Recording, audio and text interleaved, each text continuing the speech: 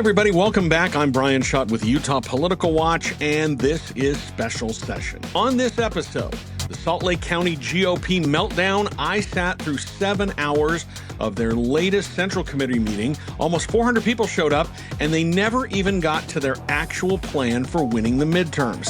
Stuart Adams versus Tina Cannon, the outgoing Senate president, sent cease and desist letters threatening legal action against 4 critics against the state auditor. Her response does not hold back.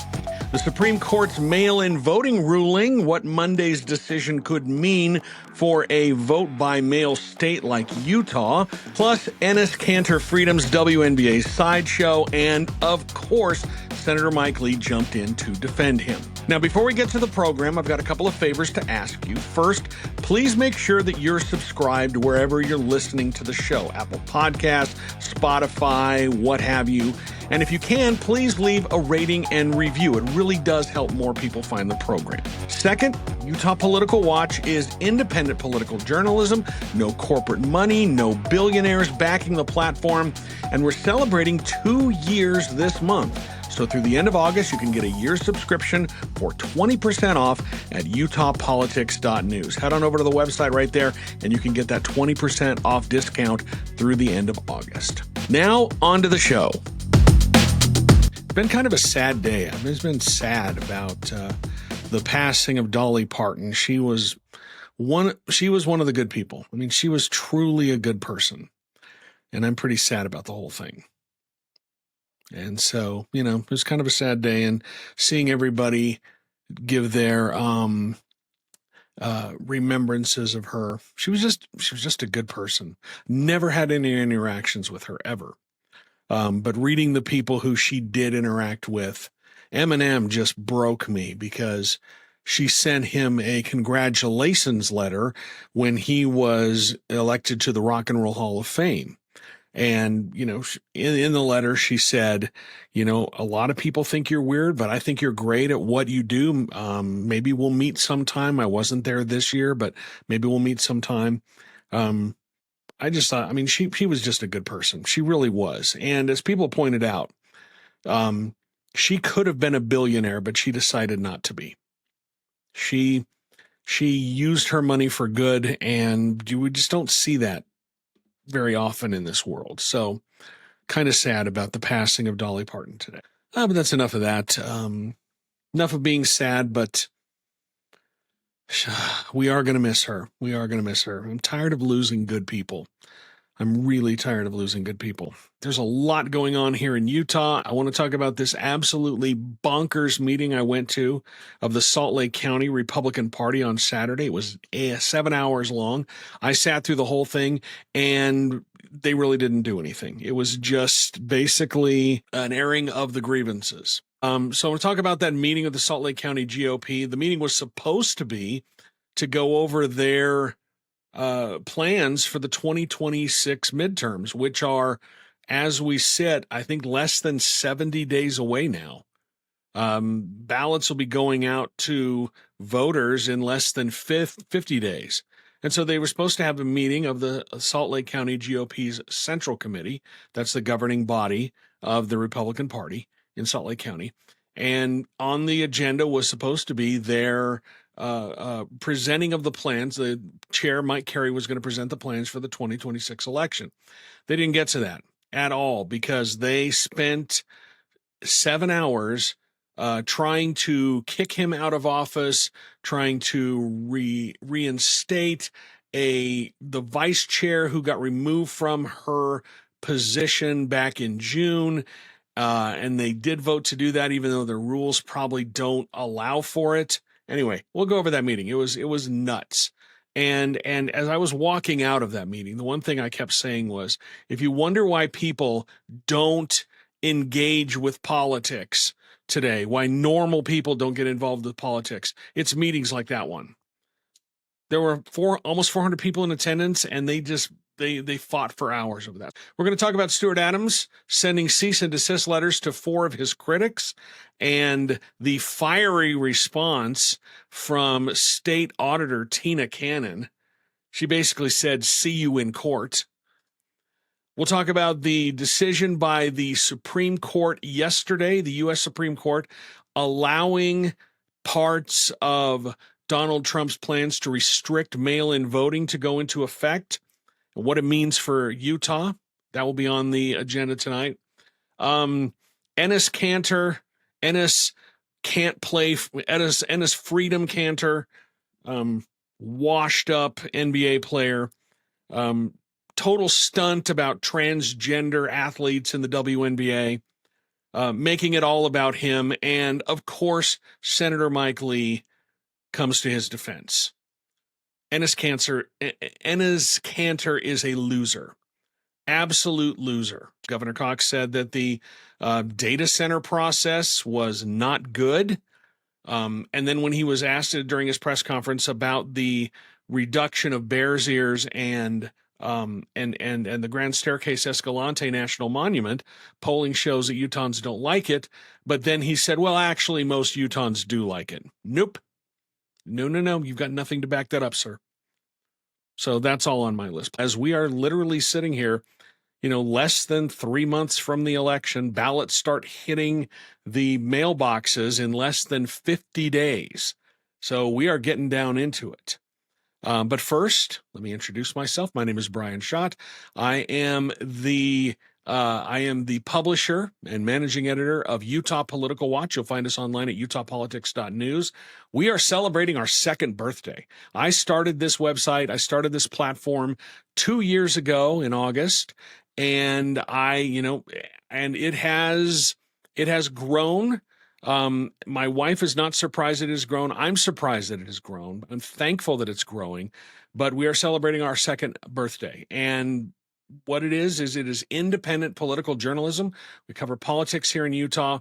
No corporate sponsors, no billionaires writing me checks. We are relying 100% on we're relying 100% on support of our readers, our listeners, our viewers, and it has been even more successful than I thought it would be. And that's all because of you. And I am so thankful for all of it. And just as a little pitch, if you want to support what I do, we're having a little sale through the end of August. You can go to my website, utahpolitics.news, and we're offering you 20% off a year's subscription through the end of August, so through the 31st. So your subscription usually costs $55. Now it costs $44. And I'm starting to move more articles. Now that my reader base is large enough, I'm starting to move more of my articles behind the paywall. I wrote an article today about that insane GOP meeting. And the first part was for everyone to read, but the good stuff was behind the paywall. And that's because my reader base is large enough, and I rely on the support of readers. A lot of my stuff is free, but not everything is free, and more and more stuff will be for subscribers only. So it's a great time for you to take advantage of that. You can go to the website utahpolitics.news and get 20% off a year's subscription. It's only $44. I did have one person involved in Utah politics with that story about the Republican Party meeting. They texted me and said, fine, I'll finally subscribe so I can read the article. And I said, thank you. I was very thankful.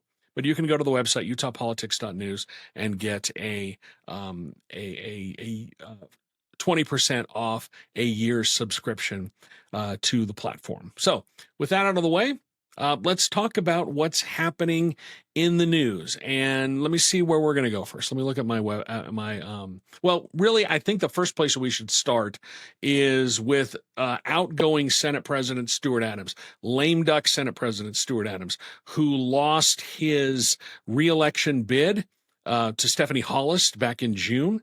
And last week, he sent cease and desist letters to 4 of his critics who basically they were legal threats to take them to court for defamation over statements that they had made leading up to the election. The four who got the letters, one was State Auditor Tina Cannon. Another one was a political consultant, Gabby Finlayson. She's part of the Elevate Utah team.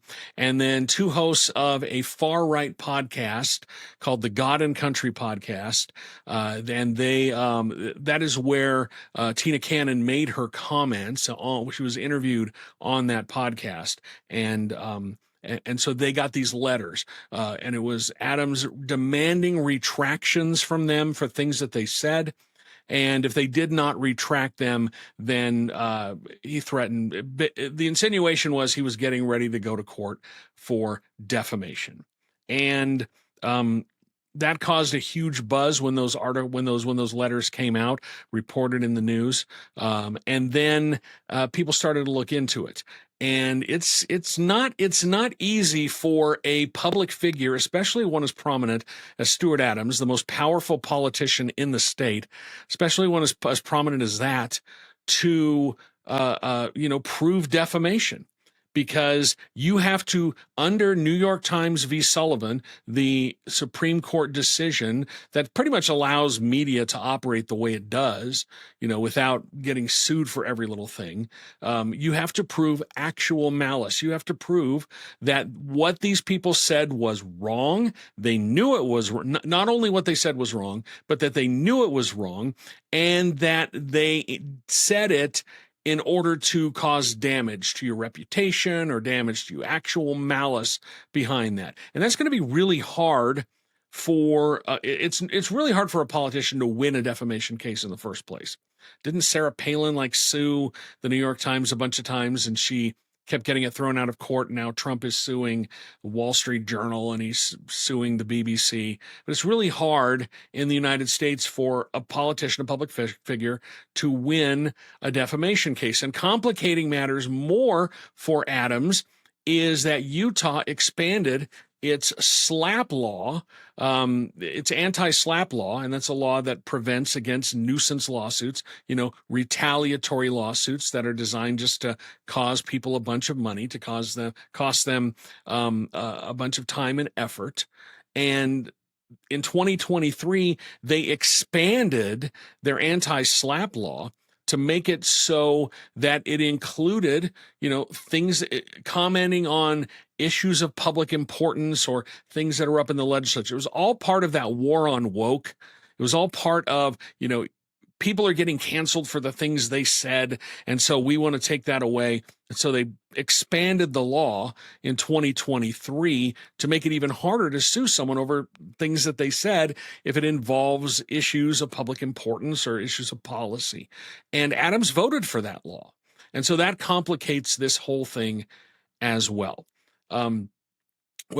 These letters all went out from Adams' lawyer, and some of the things he was upset about.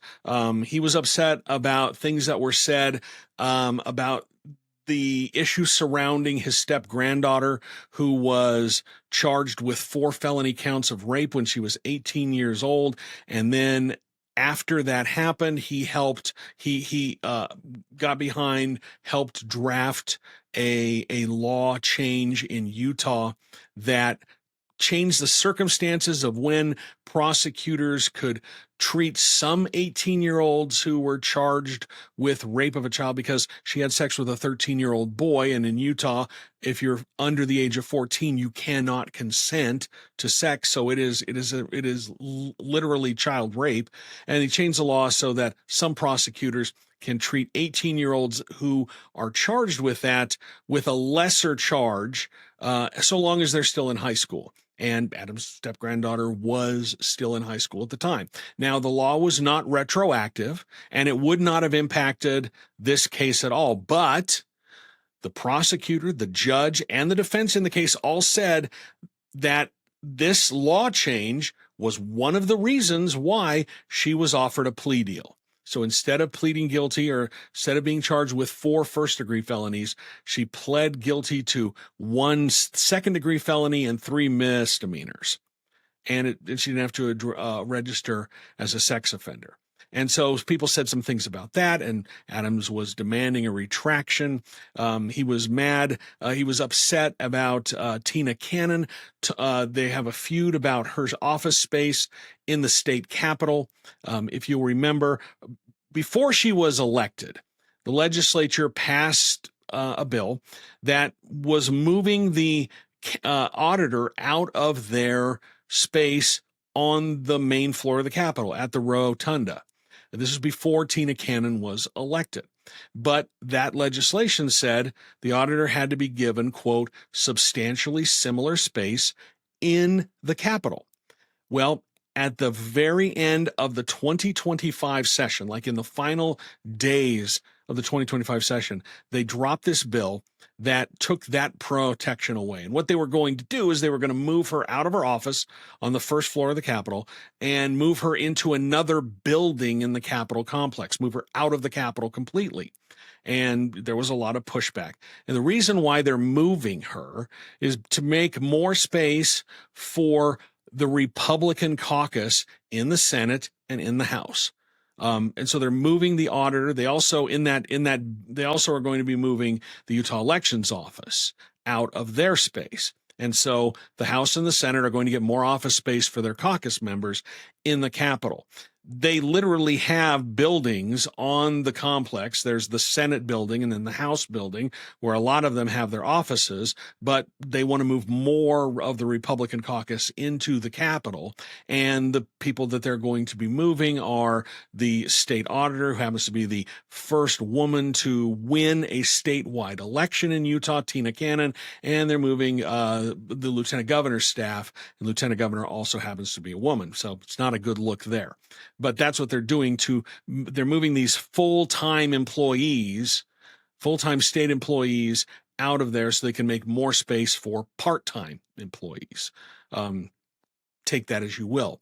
But some of the things that Cannon said is she said that Adams controls the Capitol Preservation Board. Now, the Capitol Preservation Board is the group that decides on space in the Capitol. They're the ones who oversee everything in the Capitol except for the House and the Senate spaces, because the House and the Senate control their own spaces. But the Capitol Preservation Board controls everything else. And she said that he controls it, even though the statute says the chair is actually the governor or the lieutenant governor, and then the Speaker of the House or their designee and the Senate president or their designee are the co-chairs. Now, Stuart Adams, the president of the Senate, and Mike Schultz, Speaker of the House, are part of the Capitol Preservation Board. So they pointed out that that was untrue.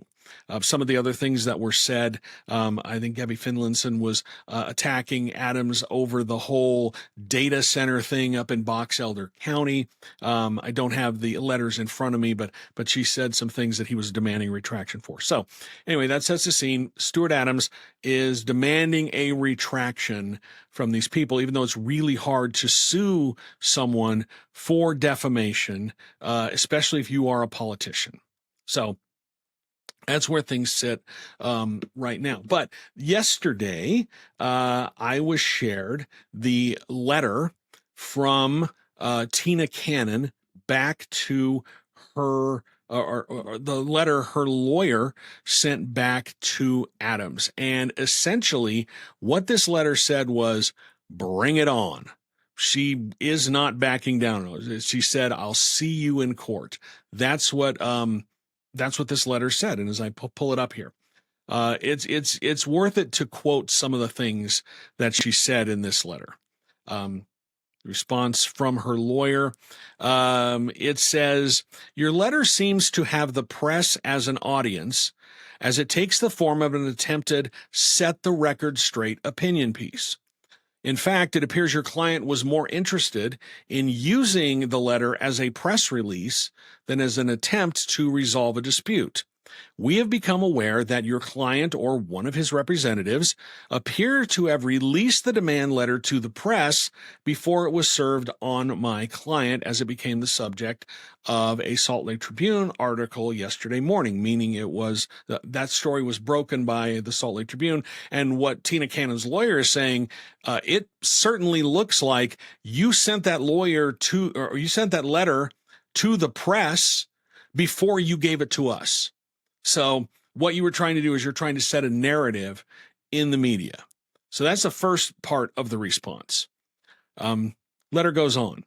If your client wants his opinion heard, he could have simply put that on the record in the Senate or taken his case directly to the press instead of using proper political means at his disposal or even asking for a one-on-one meeting with Auditor Cannon. Your client chose the bully's route, using an unrelated dispute with Auditor Cannon in an improper attempt to distract from Senator Adams' political failings that resulted in his recent primary loss is improper. That is a pretty sick legal burn. Essentially, what this letter is saying is you are sending these letters out to try and distract from the fact that you lost your reelection bid. And I'm sure Adams is still smarting about that. And when I first saw the story about these letters being sent by Adams to people demanding retractions, I think I called it a temper tantrum because that's what it seems like. It seems like this is just a temper tantrum from someone who lost their election. They're lashing out and they're trying to find some way to make themselves feel better, some way to blame someone else. And he's clearly blaming these statements that were made about him as part of the reasons why he lost the election. And he issued a statement when the media asked him about it. He said, I want the lies to stop. I want these things to stop. So then the letter goes on to talk about how all of the claims in his letter, he makes 5 claims against Cannon, and they say, importantly, your letter purports to show 5 statements that are allegedly false. They are not. You also failed to describe how such statements are legally defamatory. Again, they are not. You failed to address the fact that your client is a quintessential public figure, and as such, to have a viable claim, he would have to prove actual malice. So they're just laying it all out. They're saying your claims have no merit. We are not taking this. We are not going to respond. We're not going to do what you ask. It goes on to say, any statements and opinions of Auditor Cannon involve public policy, were related to her official duties, and were otherwise protected by well-established law. In short, your protestations are hollow and without merit, and it appears to have failed to garner any sympathy in the press. Yikes. Ay, ouch. That is just brutal and cutting. Of course, if you proceed, we look forward to putting your client under oath for a thorough questioning of his claims and the role his own actions over the last several years played in his purported damages. It is clear that any damages he has suffered, and there were likely none, are solely the result of his own actions, including those taken behind the scenes, wielding influence as Senate President, as reported in the press. Recent examples include his involvement with MIDA and the Box Elder County data center that has angered many voters. And then they say if he moves forward with a lawsuit, they are going to use this expansion of the Utah SLAPP law, as I explained earlier, the Utah Anti-SLAPP law, which is now called the Uniform Public Expression Protection Act.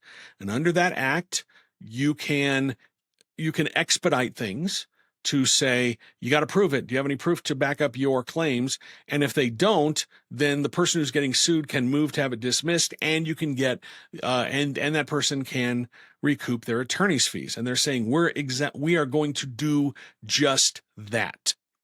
They said, I assume you are aware, or will become so, that your client is exposing himself to an award of attorney's fees and costs under Section 110 of the Act if you file an action without basis threatening to stifle free speech. So essentially, Auditor Cannon is saying, we are not going to comply. You're threatening us. We believe that your claims are bogus. You have not suffered any damage, and anything that Auditor Cannon said is protected under this Utah Public Expression Act, Public Expression Protection Act. So they're saying, if you want to move forward on this, fine, but we're going to put you under oath. And I think the last thing that Stuart Adams wants is to have discovery in this case. I mean, I was talking to someone about this, and that's exactly the conclusion they came to as well. They said that's the last thing his attorneys want, is that he's going to be put under oath and have to be deposed in this case. I don't think he wants that. So this is just a threat. And the problem is nobody seems to really be scared of him anymore.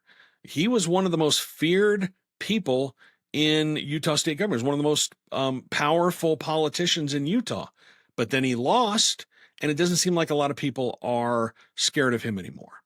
And that's kind of what happens when you lose.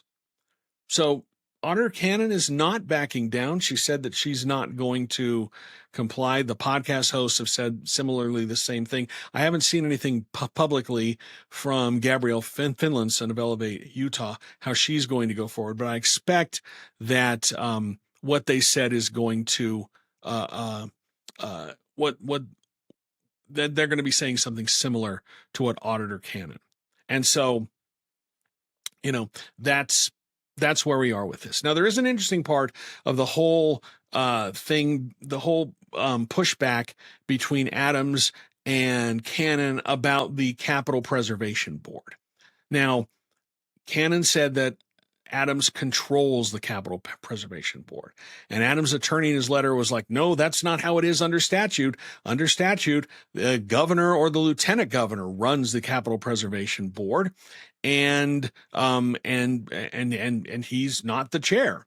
Well, I went back and looked at all of the Capital Preservation Board meetings back to the year 2021, and there have been about 21 of those, and Adams was the chair of those meetings 57% of the time.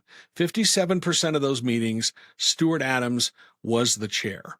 And there were at least 3 meetings, maybe 4. I think there were actually 4 meetings, 3 with Lieutenant Governor Deidre Henderson and 1 with Spencer Cox when he was Lieutenant Governor, where they were in the room and they were supposed to be running the meeting, but Stuart Adams was the chair. So this is kind of a weird claim to make, a weird objection to have, that Stuart Adams controls the Capital Preservation Board. Not under statute, but if you look at the reality of things, he was chairing it most of the time. He chaired most of the meetings and chaired meetings even when the lieutenant governor, who was supposed to be in charge of the meeting, was in the room. There are at least 4 examples of that happening, which is not how the statute is supposed to go. Also, let's rewind a little bit, this whole fight over office space. Last year, during the meeting in May, I believe, the Capital Preservation Board voted to evict the auditor from her office and move her down 1 floor to where the visitor center is now. And they voted to do that. Well, Tina Cannon filed a lawsuit and said, you broke the state's open meetings law, because that was not really on the agenda. On the agenda, the only thing it said was visitor center, and it didn't really have, and no one really knew that this issue was going to come up, that there was going to be a vote on this. So she filed a lawsuit, and in their, I believe the September meeting is when it came back, the next meeting, they voted again. The lawyer said, you probably should hold a revote on this just so you follow, so you're not breaking open meetings laws. And so they did, and then she dropped her lawsuit. But one of the complaints that she was making is that even when Stuart Adams was chairing the meetings, they didn't vote to make him the chair, because usually when the chair is not there, then someone has to have a motion from the floor to have this person chair it, because technically Stuart Adams and Speaker Schultz are co-chairs. So either of them. But even when Schultz was in the room, Adams was the chair, except for one time that Schultz chaired it because Adams was running late and asked Schultz to take over. And they never had a vote or, who should be over the meeting. So they didn't follow that part of the meeting rules. But in this meeting where they held the revote to redo their vote and move the auditor's office, they did at the beginning of the meeting have a motion to make Stuart Adams the chair of the meeting because the regular chair wasn't there. That's the only time that they did that, going all the way back to the year 2021. And so it was all, very loosey-goosey the way that they were handling these meetings. But Stuart Adams was in charge of the meetings. He was leading the meetings more than half of the time, even when his co-chair was there and they never voted to make him the chair. And even in some instances where the lieutenant governor was in the room, was there, but Stuart Adams was in charge. So things can be essentially, it's all very technical, but I think it adds some context to this that, Stuart Adams' complaints are a little bit hollow. Okay, let me go through some of the comments before we move on to another topic. Let's see. A lot of stuff going on over here in TikTok. Mida19 says every Democrat should vote Tina Cannon. She's about honesty and went after Adams. She's brave. She's not up until 2028, so she won't be up for election then. But she has really decided that her brand is going to be rooting out corruption. And I'm not saying that I'm taking no position on Tina Cannon, but I do know that she's really pushing forward with audits of state government and spending, and is really trying to root out corruption. So as someone who agrees with that, I say more power to her, and I hope that she is successful in that. Let's see. Looking here, Daniel says, do you think Kevin O'Leary will get the data center even half? As you know, Adams, and I really think that the whole data center issue up in Box Elder County is the reason why he lost his reelection bid. The process behind it. People were upset that Mida pushed through this whole data center. And the process was, there was public input, but it was essentially railroaded.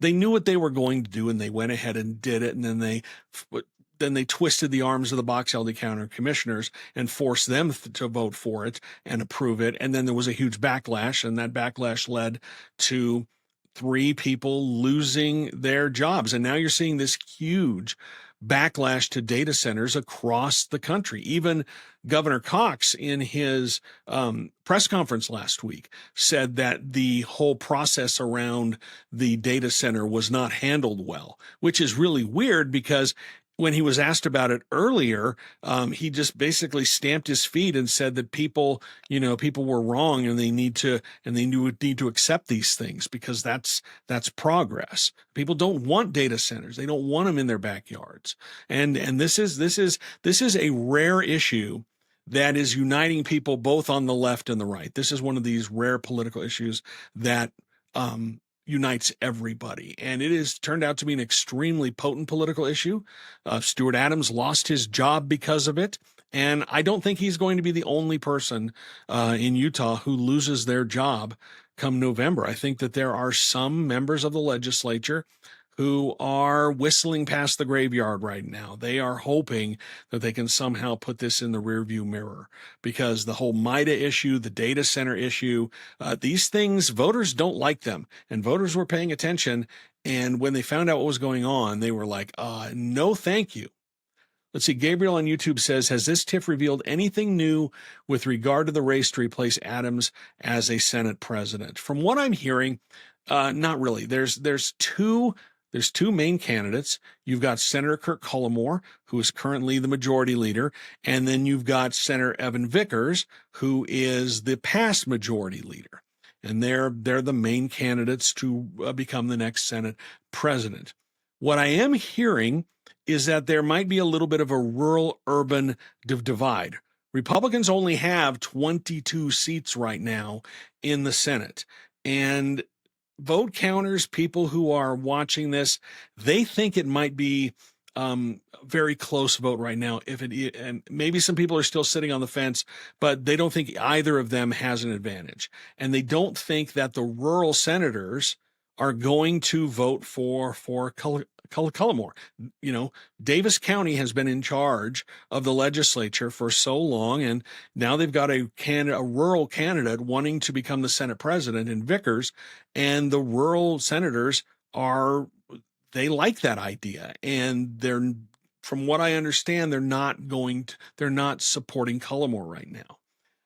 And this could get really, really interesting, because if Emily Buss in Senate District 11, the Forward Party candidate, if she somehow hangs on to her seat, or if any of the sitting Republican senators lose, that's going to drop their numbers. Right now they're at 22, and if Buss somehow holds on to her seat, that will keep the Republicans at 22, even though her opponent is from the Tooele area, and a lot of the delegates in Tooele, that's why he won the nomination there, because they want that Senate seat. They want someone from Tooele representing them in that Senate seat.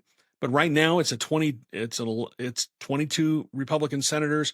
From what I'm hearing is that vote is really close, or the support is really close. It's not tipping really decisively one way or the other. And the senators will meet right after the election, and they will have a vote, and they're going to go into their caucus room, and they won't come out until they have someone who has won a majority of the vote to become the Senate president. But this is not going to be like in the past, where they just went in and it was basically a formality. This is up in the air. This is a true contest, and I'm going to be watching this one really closely, because Cullimore, I mean, everything. If you look at my Senate ratings on the website, he is potentially vulnerable. His opponent in that race, name is escaping me right now, but his opponent in the race hasn't really raised a lot of money. And Cullimore has a ton of money because he's the majority leader in the Senate. So he's got a lot of financial backing. And the difference between having money and not having money, it doesn't mean the difference between winning and losing, but it means the difference between running the kind of campaign you want to run versus the kind of campaign that you are forced to run. And when you don't have a lot of money, you are forced to run your campaign a certain way. And so that's an advantage that he will have in that race. But technically, it's not a rock solid red area. It is potentially flippable. I don't know if the Democrats will have someone who could flip that, but it is potentially flippable. And I know that Cullimore, he's got to be at least a little worried about November after everything we've seen, the people pushing back against the anti-union bill and the data centers. So all of this is to say, I don't know which way that race is going to go, but it is, from everything I understand, it is extremely close right now. So let's see what's happening over here on Instagram, if anyone has any comments. Elisa McKnighton on Instagram says, Gabby says she's hired lawyers for the situation, but didn't go into much detail other than that. And that is smart. Absolutely smart. Get yourself a lawyer. If you're going to let her like that, get yourself a lawyer. I mean, I'm a member of the media. I'm a solo operation, but I have insurance just in case somebody tries to bring a defamation suit or a slander suit or a misattribution suit against me. I've got $2 million worth of insurance, and it's something I have to protect myself. So I think that is an incredibly smart move to get a lawyer. And I think her mom's a lawyer. So it's not surprising, but I think that's absolutely the right move. Tina Cannon wanted this letter out there. She wanted people to see her response to Stuart Adams, because, as she said in her letter, it looks like your letter was a media stunt, because they're alleging that these letters were given to the media before they were given to some of the people who were supposed to receive them. She said, at least in her case, the story showed up in the Salt Lake Tribune before she ever got the letter. So they're like, this looks like a media stunt. It looks like you're trying to garner sympathy in the media. I don't know if it worked. I don't know if anybody really feels sorry for Stuart Adams for these things that were said about him. And again, as I said earlier, it's really hard for a person especially a politician, to prove defamation. And the standard is New York Times v. Sullivan. You have to prove actual malice, meaning they knew what they were saying was wrong. They didn't care, and they meant to do you harm. And that's a really high bar to clear. I do want to talk about, I wrote this story today. And it was on Saturday, but it took me a while to sort of process it. And we had the Supreme Court mail-in voting thing happen, and we'll get to that tonight as well. But a lot of stuff happened as I was writing on Monday. But so I published a story this morning about the Salt Lake County GOP's Central Committee meeting on Saturday. And this was supposed to be an extremely important meeting. As I've said, we are less than 70 days away from the midterm elections. We are less than 50 days away now from ballots being mailed out to voters. So voting is going to start in approximately 50 days. That's when people are going to get their ballots and start to send them back in. So it is crunch time for all of these campaigns.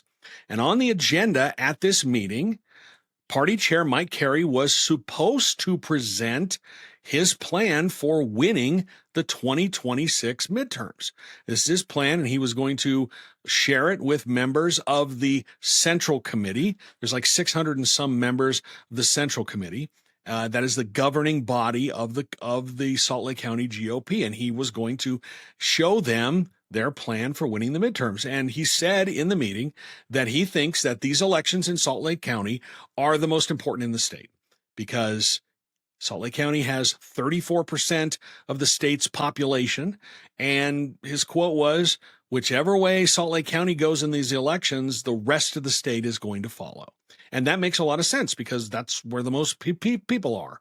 And so whichever way Salt Lake County goes, and so Republicans, they're trying to keep their majority on the Salt Lake County Council. They really want to knock off Sim Gill as district attorney. I don't know how many Republicans I've talked to in Salt Lake County, and they have said that their number one goal is ousting Sim Gill as the district attorney in Salt Lake County. They really want that bad. And so this was going to be their playbook. Plus, they have legislative seats that they're going to try to hang on to. They've got a Republican nominee in the 1st Congressional District, Riley Owen, that covers most of Salt Lake County. He's taking on Ben McAdams in that race. So this was going to be his chance to say, this is our game plan, and get them on board and answer questions for that. They never got around to it. They never got to that at all. Why? Because they spent the entire day litigating, relitigating, revisiting this internal feud that has consumed the party for months. They took forever. The meeting started at 9 a.m. And it took them over 2 hours to just approve the agenda for the meeting. That's not atypical for Republican meetings here in Utah. I remember the state convention in 2018 where they nominated Mike Kennedy for U.S. Senate against Mitt Romney. It took them 4 or 5 hours to approve the agenda. So that's not typical, but that's 2 hours that they couldn't spend doing other things. So they argued about the agenda for 2 hours. People were trying to add things to the agenda, remove things from the agenda, change the order, change how long they were going to debate items. It took them 2 hours. They finally got through that. And then what happened was they were looking at these resolutions. The first resolution was to reinstate Sarah Montez as vice chair of the party. She was ousted in June, and I'll explain why. And the second resolution was to kick out the party chair, Mike Carey, for abuse of power. And so that's what they spent their whole day on. With less than 3 months to go until the election, that's what they spent their entire Saturday doing. The governing body of the Salt Lake County Republican Party spent Saturday fighting each other for 7 hours. They finally ended the meeting at 4 p.m. because everybody was exhausted. And it was crazy. I'm going to give you an example. I've caught some video here of just how ridiculous this whole meeting was. At one point, and to understand what I'm going to be telling you here, you have to understand that there is a very deep strain of paranoia that goes through some parts of the some parts of the Central Committee. There are people who are very paranoid about things. And so when they were voting on issues, like if they were voting on how long to debate an issue, somebody wanted to limit debate to 10 minutes, and then somebody wanted to limit it to 45 minutes. Well, the delegates have to vote on that in order to change the agenda. And if the vote is too close to call, because what they do is, in order to vote, you have to hold your credential in the air, and there's just a visual look to see which one is more. And if it's too close to call, then they have to do an actual count. People have to stand up, and they assign people to go around and count who's standing. Well, some members of the committee did not trust the people who were counting votes to deliver accurate numbers. This vote was happening in public. It was right in front of everybody's face. But there were people who did not trust the people who were counting. So what they did was they decided to assign observers, election observers, who walked around right next to the people who were counting votes and watched them like a hawk, watch them count the votes that were happening right in front. It's happening right in front of my face, but nobody trusted that. So they had to get election observers, the kind of thing that happens in banana republics in third world countries when you don't trust the results of an election. That's how ridiculous this was. So I'm going to show you this video. I'm lucky I caught it. I was sitting in the back, out of where nothing was happening. No one was sitting around me, but you're going to see three women walking down the aisle. It's a very short clip, and it's going to loop for you. The woman in the beige shirt is counting votes, and the two women trailing behind her, one of them is in a red shirt, one of them is in a blue shirt, and they are just watching her like a hawk, watching her count because they didn't trust it. So I'm going to show you this video. Let me bring this up here. So as you can see it, the woman in the beige shirt, she's counting, and she's got two women following her to make sure that she's counting right. And at one point, the woman in the blue actually was standing so close to the woman in beige, watching her mouth move as she was mouthing the count to herself. This is preposterous. But this is how they spent hours and hours on Saturday instead of talking about the upcoming election. This was much more important. But they had election observers. And then there was a whole kerfuffle because one of the election observers one of the counters got frustrated with the election observer and dropped an F-bomb and told her to get the F out of her face anyway, and breached decorum. And so everybody was clutching their pearls. But I had to, it was extremely hard for me to not laugh out loud, to just guffaw in the back of the room as to what I was seeing, because the vote was happening right in front of our faces, but nobody trusted it. So they had to have not one, but two election observers to make sure that count was right. Tristan Bills asks on YouTube, is this how they want to run our elections? I wouldn't put it past them. They all are for hand counting and paper ballots. Oh, and that's the other thing. So when they had these two resolutions, one of them to restore the vice chair, and we'll get into why, and the second one to oust the party chair, they usually do it just by a standing vote, but they decided to go to secret ballots because they were afraid of being intimidated, or people would be able to vote their conscience freer. So, and they spent hours trying to get to that point. It was so ridiculous. A lot of people said these meetings sound like torture. I love them. I'm a civics dork. That's why I went. I don't think that you could have kept me away from that meeting. But it was really hard. It was really hard because sometimes it's just ridiculous, and people are just fighting over the stupidest things. So anyway, that sets the scene. So why were they having these resolutions to reinstate. Why are they having these resolutions to reinstate the party vice chair and kick out the party chair? Well, to do that, you have to go all the way back to last year's election, the 2025 election. The Salt Lake County GOP was they had a plan to endorse candidates in municipal elections, which are nonpartisan. But they were going to endorse candidates because you do have some people who are Republicans running for those positions, people who are Democrats. Other county parties do that. Utah County does it. I think a few others do it. But Salt Lake County was going to endorse candidates. And a very small group of people, someone in the chat asked if it was the Phil Lymanites. Absolutely, yes.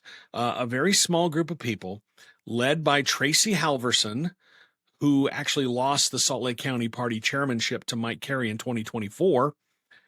She claimed that the party endorsing these candidates was election interference.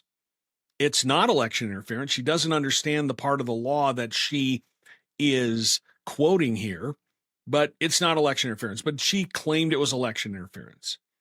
And what happened was she and 7 other people who were members of the party, and they held like leadership positions. They were legislative district chairs or precinct chairs or whatever, or members of the state central committee or the county central committee. They sent a letter to city prosecutors in 3 cities. I think Draper, Bluffdale. I can't remember the other one. Draper, Bluffdale, maybe Sandy. Anyway, they sent letters to 3 of the city prosecutors, urging them to prosecute, file charges and prosecute party leadership over this supposed election interference. Not only that, but they sent letters to the Department of Justice. They sent a letter to FBI Director Kash Patel. They sent a letter to then Attorney General Pam Bondi saying, we've got election interference happening here in Utah and you need to prosecute them. Well, needless to say, that didn't go over too well, especially the fact that they used their titles with the party when they signed these letters. That's what got them in trouble. They signed these letters and put their title within the Republican Party, the Salt Lake County Republican Party. They used their titles, and that's what got them in trouble. One of the people who was part of this was former state school board member Natalie Klein. She was one of them. So they used their titles within this county party when they signed these letters to the city prosecutors and to the Department of Justice and the Attorney General and the FBI Director.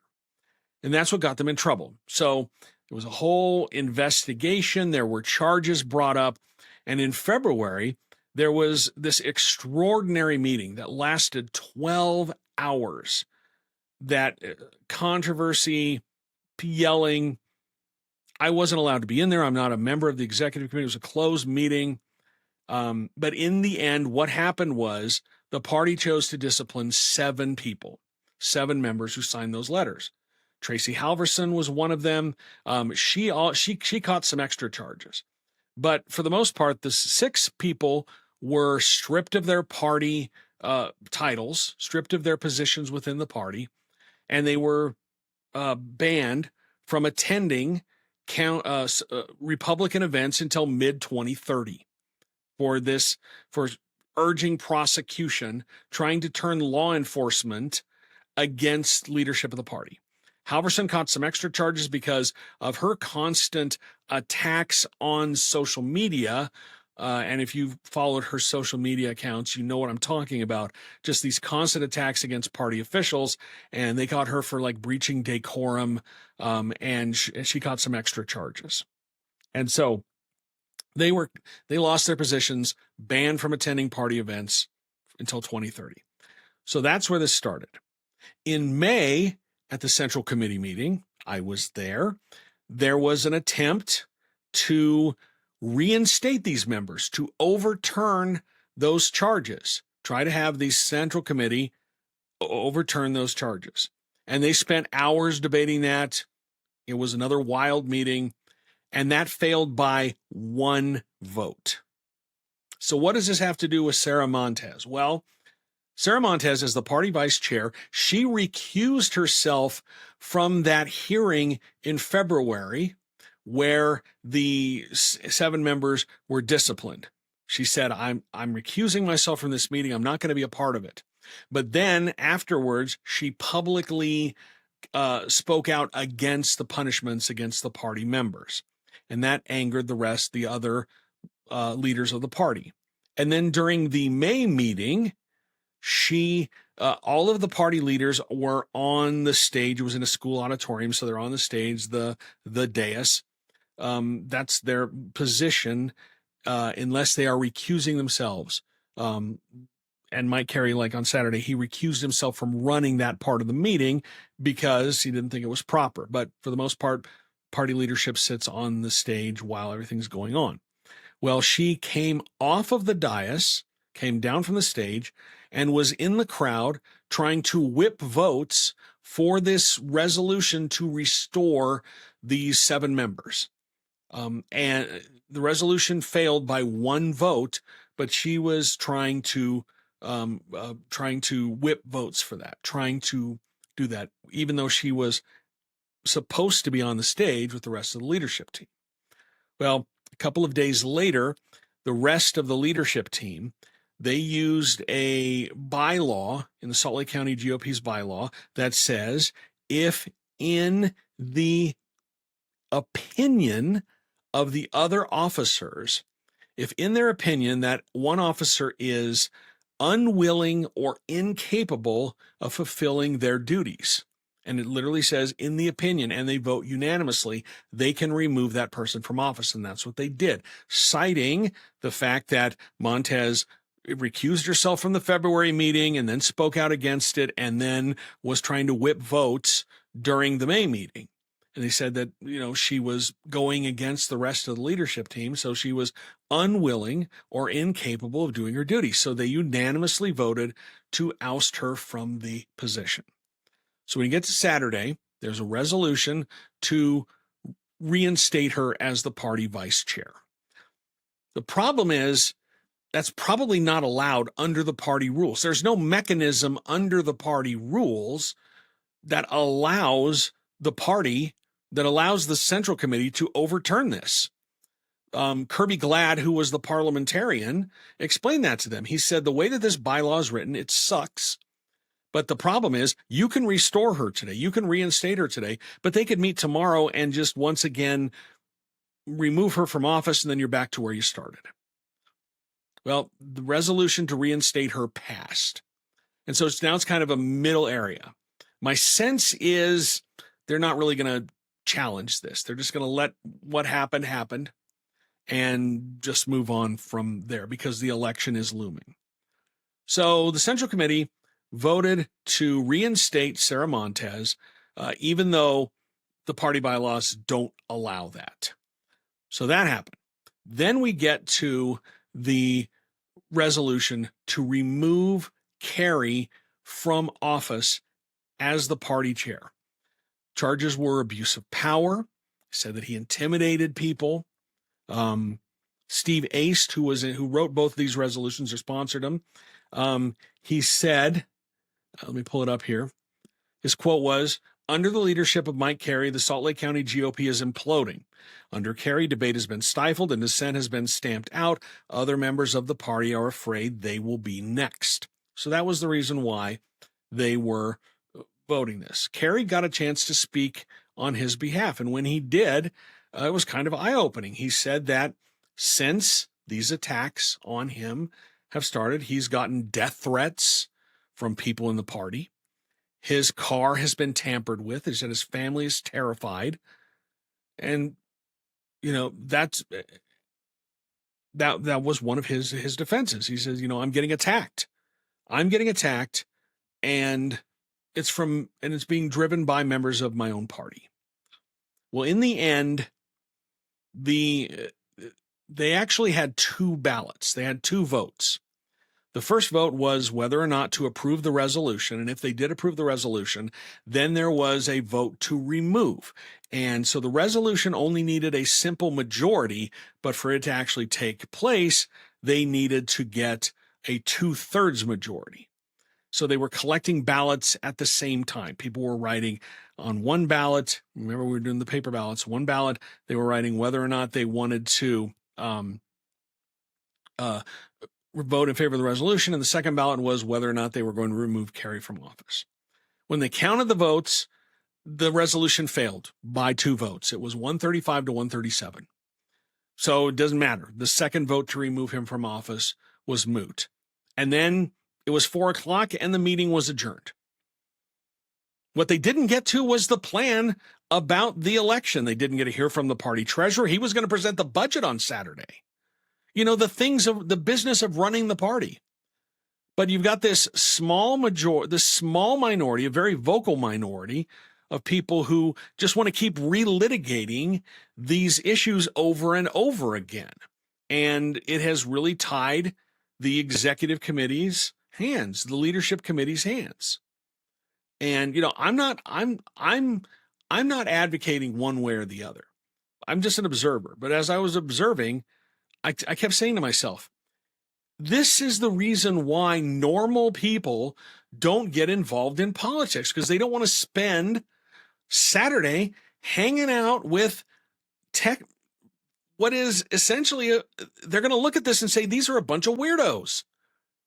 These are weirdos, and they don't want to spend their Saturday hanging out with them and fighting over this stuff. They might want to get involved because they want to help win elections. That was not discussed at all on Saturday. Unfortunately, that's pretty typical. So the next time that the Central Committee meets, well, they're scheduled to meet in November, but it's probably going to be after the elections are over. So when are they going to have a chance to look at this plan to win their plans for the 2026 election? I don't know when, but I do know this. I don't want to hear any complaining when they don't like the plan, or I don't want to hear any complaining that they were never briefed on this. You had your opportunity. You had 9 hours. You had 9 hours on Saturday. It was actually 7 hours. Sorry, 7 hours on Saturday. You had 7 hours, a Saturday afternoon. But instead, you spend your time doing this. One person said to me years ago that the easiest argument that they could ever make about anyone getting involved in politics is to take them to a Republican Central Committee meeting, because this is not an outlier. This sort of thing happens a lot. Mida 19 says they are volunteers, not professionals. The Democrats do dumb things too. Hilarious. Yeah, the Democrats do dumb things too. Democrats aren't in charge. They're not in charge, right? The Republicans, they've got a supermajority in the legislature. They're in charge. That's why it gets attention. And the problem is this is the kind of thing that happens when you don't have a robust opposition party. The opposition party is inside the Republican Party. Because Democrats, you know, they're a super minority up on the Hill. They might take control of the Salt Lake County Council this year. That's one of the biggest things that Republicans are trying to defend this year. We just have a comment on YouTube from Gabe Gabriel, who says, do you think they wasted all that time in part because of the supermajority? I think the supermajority enables them. They're not worried about losing elections to Democrats. And that's when you get this sort of weird dysfunction. That's where you get this sort of extremely weird dysfunction. You look at political parties in other states, and a lot of them don't do this. But here in Utah, Republicans are so dominant that it allows these extreme voices to take control. That's why this is the reason why they want to get rid of the signature path to the ballot. Before SB 54 went into effect, and candidates had to go through the convention system, and the delegates controlled access to the ballot, and they decided who the winners were. And that's why you got extreme candidates.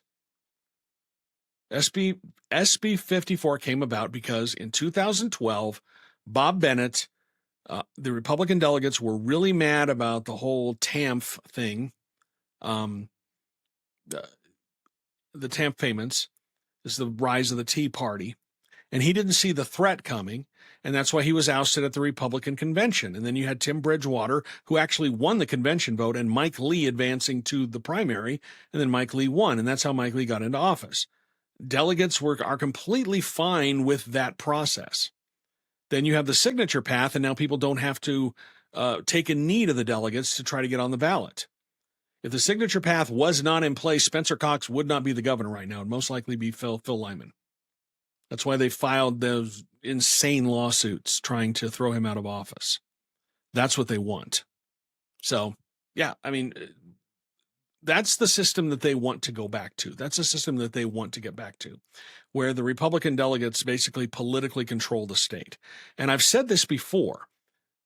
I think one of the big reasons why Stuart Adams lost this year is because it was the first time he actually had to campaign for his job. Every other time that he was either elected to the legislature, and the two times he was first elected to the legislature, to the House and the Senate, were through special elections where the delegates decided. And then when he ran for re-election, he always won the nomination at convention where delegates decided. And then he's in a safe seat. So he didn't really have to campaign. This year, he had Stephanie Hollis get signatures and qualify for the ballot through signatures, his first ever primary. It was the first time he had to pitch himself as a candidate to a universe of voters that was much larger than Republican delegates. And you know what? It didn't work. They didn't like him. The not Stuart Adams vote was significantly larger than the yes Stuart Adams vote. He got 34%. So 2/3 of the voters in that district said no to Stuart Adams. They either picked Stephanie Hollis, she got 43%, I believe, and then the other candidate, Jared Hess, got the rest of that. But the not Stuart Adams vote was much more significant than the yes Stuart Adams vote. And this was the first time he had to do that. First time he had to go outside of the comfort of the delegate system. The delegates love Stuart Adams. Well, they did. He would always wrap up the convention, and he never really had a serious opponent in the past either. This is the first time that happened. And the people I talked to in that district said that his campaign was one of the worst they've ever seen. I'm not surprised. He's never had to do it before. Gabriel asks, clutching so tight to the insular wing of the party seems like a self-defeating strategy in the long term. In our culture right now, in our culture where information is available at your fingertips, where it's instant gratification, people do not want delegates, Republican delegates, making their decisions for them anymore. They don't want that. They want to make these decisions themselves. And the whole attitude, the whole thing about the delegates, it's really kind of arrogant if you think about it. We're the ones who vet the candidates. You should trust us to make the decision for you. People don't like that. People want to make their own decisions. That's why I think it would be really foolhardy to get rid of SB 54. I don't know. It's going to be difficult to do it. And I think the backlash would be extremely bad. They might be able to get through one election cycle where the delegates are back in charge, but I think all hell would break loose after that because people like it. I think that this proposed ballot initiative that they tried to get on the ballot to get rid of the independent redistricting commission, they were going to, I think that was probably going to lose had it gone on to the ballot. Because people, they like the idea of an independent redistricting commission. And after Stuart Adams lost, they backed off this idea that they were going to put a repeal of Prop 4 on the ballot.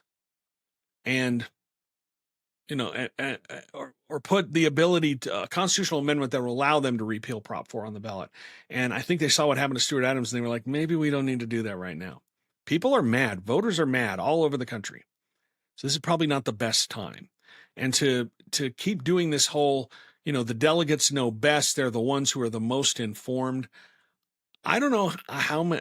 I used to talk to when I would talk to Republicans who were running under the delegate system. They've said that they had so many conversations about conspiracy theories, about the United Nations wanting to take over Utah. This was before the signature path.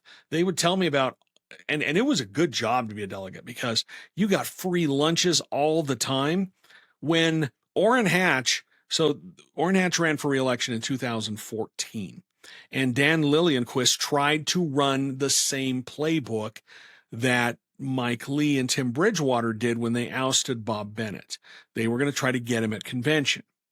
It didn't work, and Orrin Hatch recognized the threat. His team spent $5 million getting his delegates elected and then wooing those delegates through meals, whatever. It used to be a really good gig to be a state delegate because you would get free lunches all the time. You get cottage meetings with the candidates.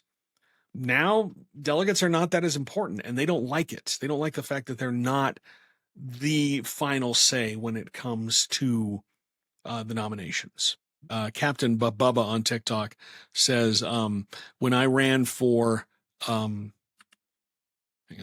when I ran for city council 3 years ago and had those same conspiracy theory conversations, the most insane people are also the most politically active.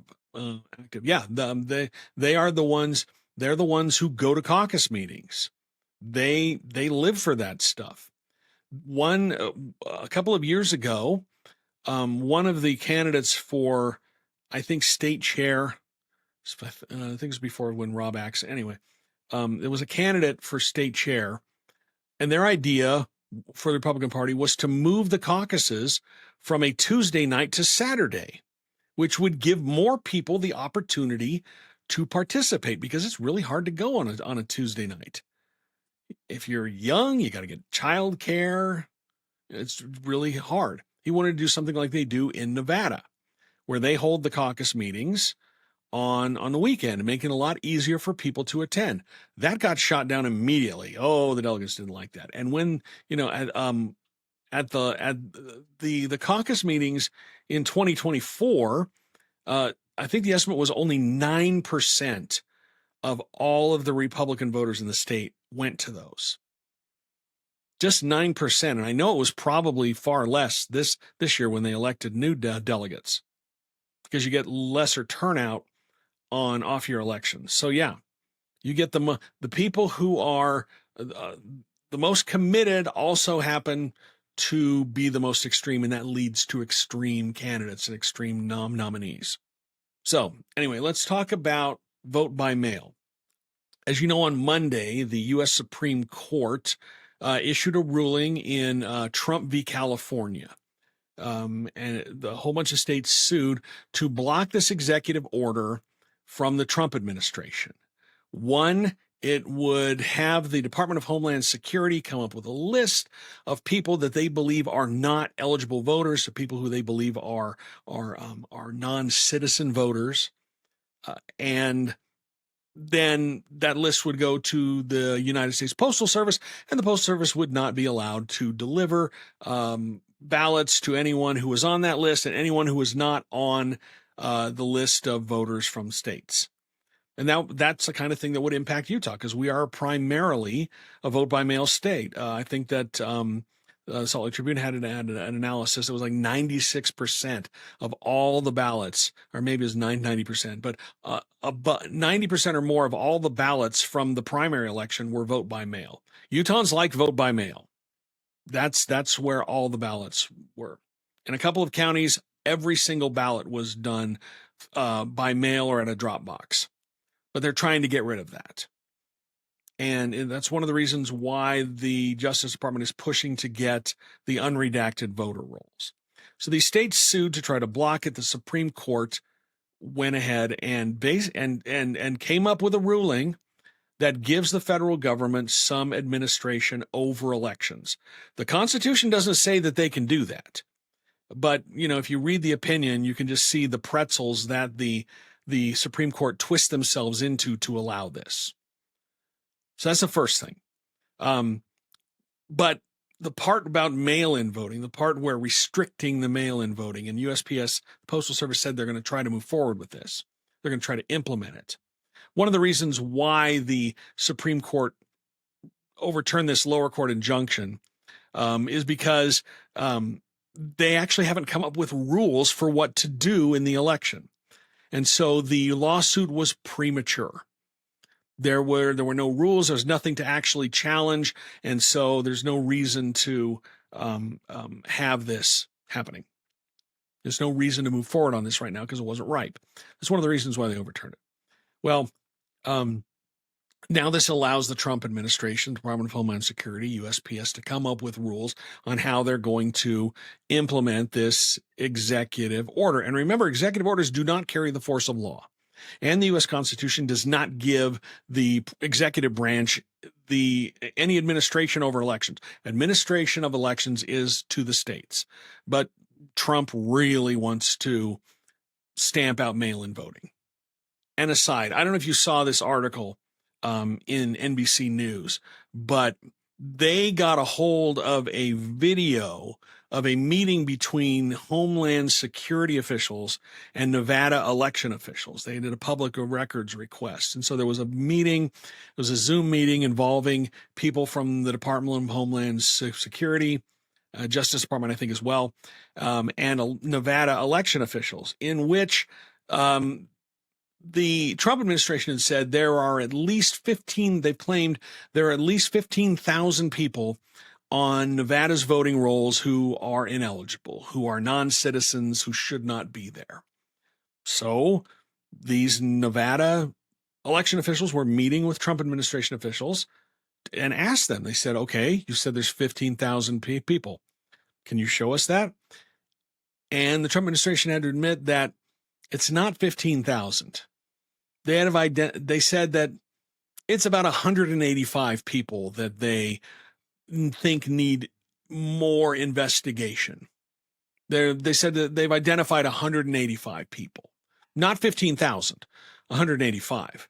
And so the Nevada election official said, can you tell us who they are? Because we'll take them off the rolls right now. Can you tell us who these people are? And the Trump administration said, no, we're not done with our investigation yet. We're not going to tell you yet. That's all you need to know about these claims of election interference and non-citizens voting. It doesn't happen. It's not happening. It is a completely made up panic so that Trump can mess with the election. So anyway, from that aside, after this decision from the Supreme Court came down, Lieutenant Governor Deidre Henderson came out and said, this doesn't impact Utah yet because there's another case that has a nationwide injunction that's against the Postal Service not delivering ballots to people. Now, we're expecting to get a decision on that tomorrow. And then at that point, then we'll probably have some guidance. And if that went the way that this one went, I suspect the Supreme Court is going to try to find a way to lift that injunction. And then we might have some issues with vote by mail. I don't think Utah is going to be super impacted by that because we're a Republican state.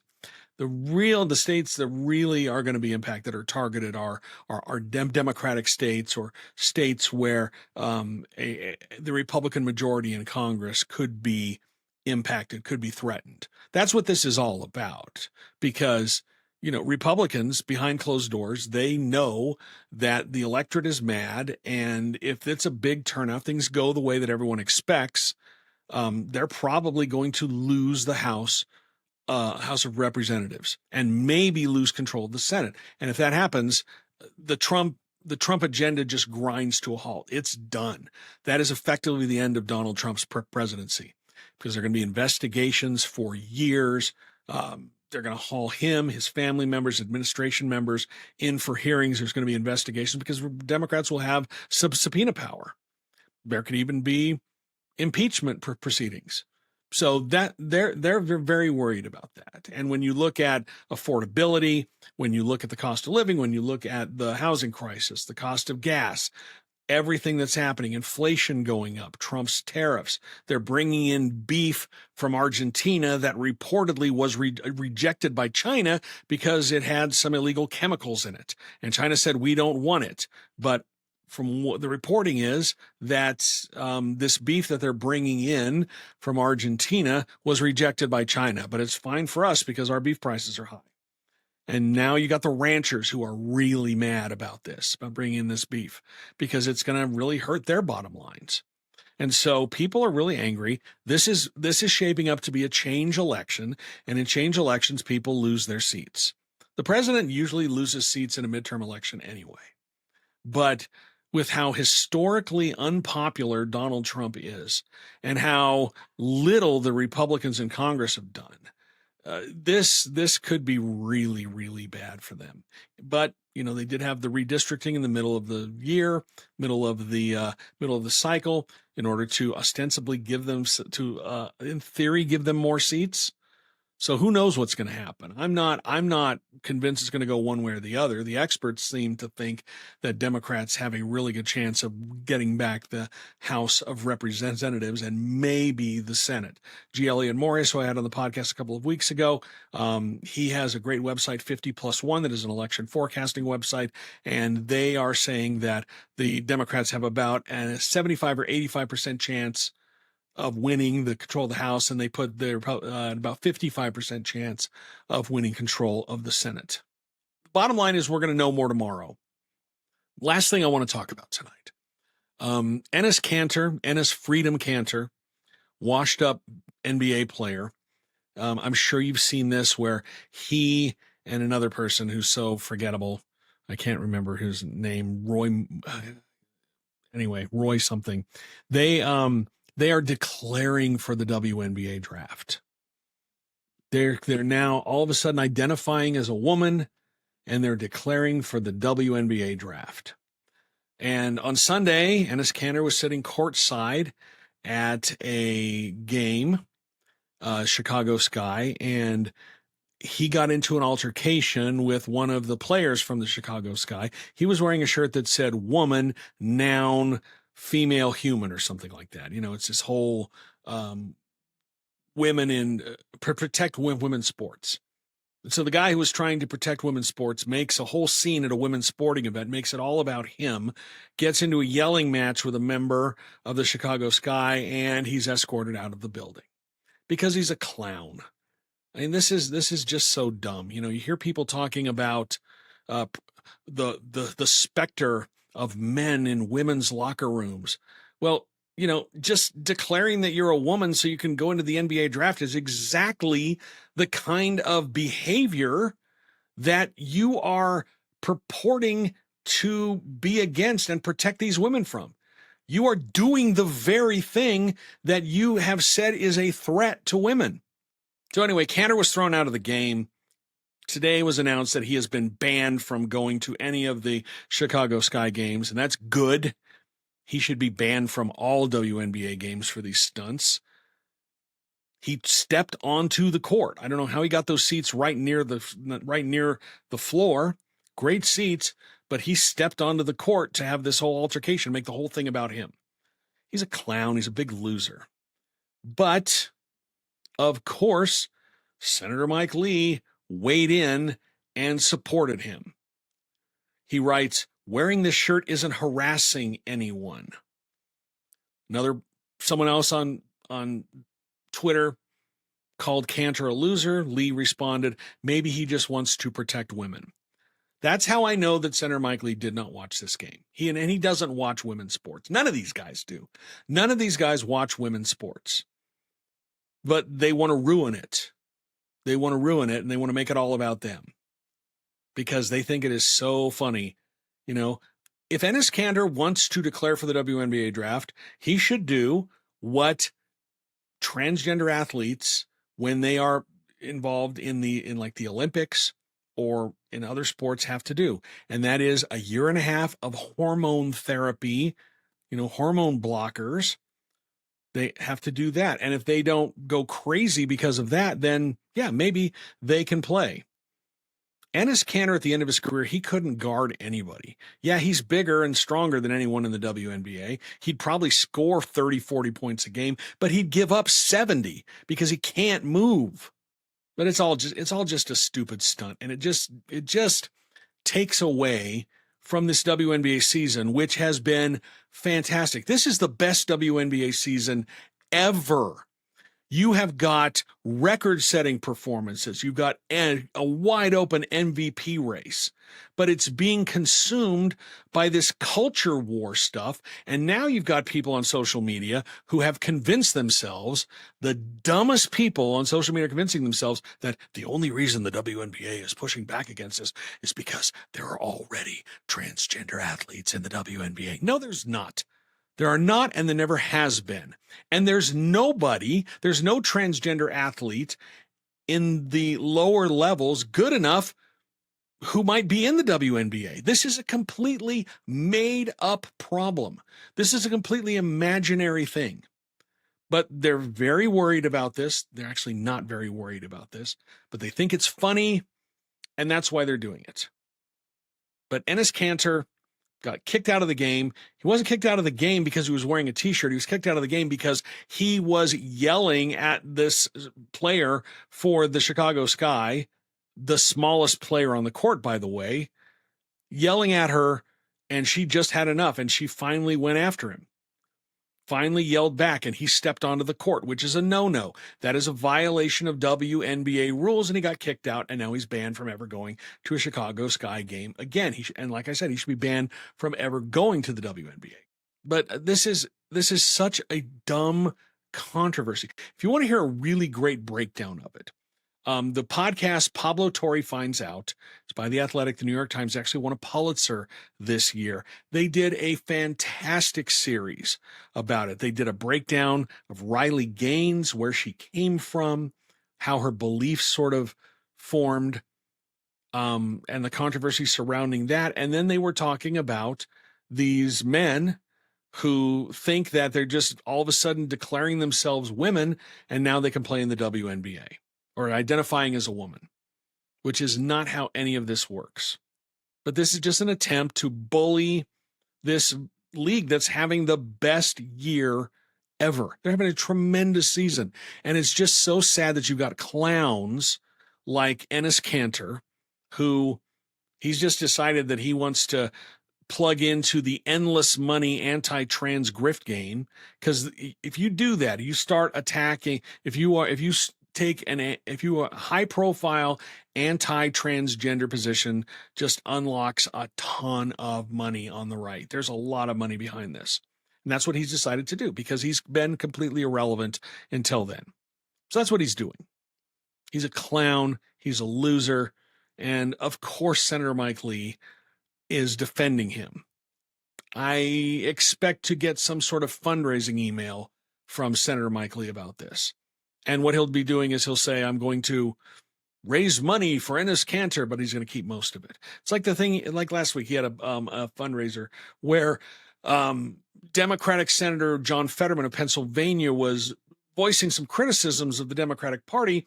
And Senator Mike Lee was saying to him on social media, you should come over and join the Republican Party. I'm begging you. And then he sent out a fundraising email saying, hey, donate to me to show the kind of support that John Fetterman would get if he became a Republican. That's a stupid argument, but that's just the contempt that Mike Lee has for his voters. That's it. This whole thing, it's just contempt for their voters. And it just angers me because they don't watch women's sports. They're not fans of women's sports. They don't care about women's sports. They're not trying to protect women. Because what they're doing, what Enes Kanter is doing, is exactly the imaginary situation that they are so worked up about. A man going into women's locker rooms. A man going into women's bathrooms. He's going to be doing the thing that they're purportedly trying to protect women against. And it's just stupid. And it really makes me sad. Bocephus says, why are politicians so narcissistic and selfish? It starts at the city council and gets worse. Well, if you want to run for office, there's got to be something wrong with you. Not in every case, but in a lot of cases, there's already something wrong with to subject yourself to that kind of thing. And if you're fans of Dune, I don't know if you've read any of the Dune books. Maybe you watched the movies, but you've read the Dune books. There is a theme running through that politics and power does not automatically attract corruptible people, but it makes the people who are already leaning that way easier to corrupt. And so, you get a lot of people who, think that there are a lot, and this is not I'm over generalizing here. There are a lot of people get into politics because they want to help people. I think it's Mark Twain who said people get the legislators that they did deserve. And I think that that's true. Anyway, we've been talking for more than an hour and a half. I think that's going to do it for me tonight. Let me ask you a couple of favors. Whatever app you're watching this on, give me a like, a follow, subscribe on YouTube. Just drop that. It really doesn't cost you anything, but it helps more people see these. It helps more people see this content. So like, follow, share. That's the first favor. The second thing is go to my website, utahpolitics.news, sign up for my newsletter. That's free. And then you'll get a notification every time that I write a new story. That's absolutely free. That doesn't cost you anything. But if you feel like you want to support what I do, I'm an independent journalist. I don't have corporate backers. I don't have billionaire backers. I rely on listeners, readers, viewers. That's who supports all this work. And we're celebrating our second birthday. We've been doing this for 2 years now. And I'm so thankful that it has survived and it's growing. Marilee on TikTok says, do you live in Utah? Yes, I live in Utah. I've lived in Utah for, my daughter's 27, almost 28, 29 years now. So yes, I live here. But subscribe to my newsletter. It's at utahpolitics.news. And if you want to support what I do, I lost my train of thought there. If you support what I want to do, if you want to support what I'm doing, you can leave some money in the tip jar, or you can become a paying subscriber. And it's our second birthday. And because of that, I'm offering 20% off a subscription. There's a banner on the homepage. You'll see it. It's a long bar on the homepage that says it's our second birthday, get 20% off. You click on that, you will get a discount of 20%. A year subscription, instead of being $55, is $44. That's through the end of August. And that's what makes this possible. That's what makes these live streams possible. I'm able to do these live streams, to do the research, to do the setup, to do the research on my articles, to do the writing, all of that because of people who subscribe or leave a tip. And I'm so thankful that people do that, but we could always use more of you. So you can go to the website, utahpolitics.news. Love to have you come on board. Even if you're just even just sign up for my newsletter for free. Love to have you on board there. So head on over to there and do that. Hope you all have a great rest of the week. I'm pretty excited about this weekend. I'm going to go see Coyote versus Acme. I hear that movie is hilarious. I grew up on those Looney Tunes cartoons. So this is like catnip to me. But I'm going to go see that. I'm pretty excited about that. Hope you have some great plans too. Kids are back in school. Hope they're adjusting well. My kids are grown and gone. I don't have to deal with that anymore. But as I said, we'll be back next week with another episode. And if anything happens, I'll be sure to have another live stream, record a video, write a story, whatever happens. So be on the lookout for that. Until then, everybody have a great evening. Have a great rest of the week. Thank you so much for your time and attention. And we will see you again soon. Bye.